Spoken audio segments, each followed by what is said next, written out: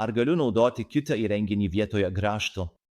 Nustebsite, kaip dažnai užduodamas šis klausimas. Trumpas atsakymas – taip. Ilgas atsakymas – tai nėra gera idėja.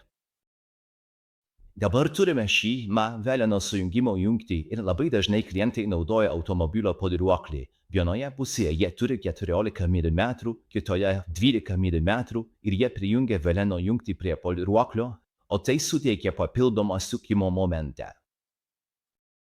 Tačiau turėkite omenyje, kad tas automobilio poliruoklis neturi sukimo momento ribotuvo, todėl. Žinote, jūs rizikuojate užlaužti savo veleną.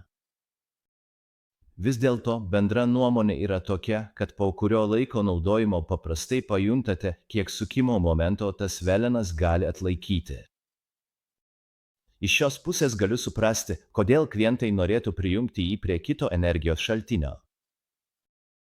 Trumpai tariant, jei ketinate prijungti savo lankstų veleną prie kito energijos šaltinio, įsitikinkite, kad jis turi kokį nors elektroninį arba mechaninį sankabos mechanizmą saugumo sumetimais.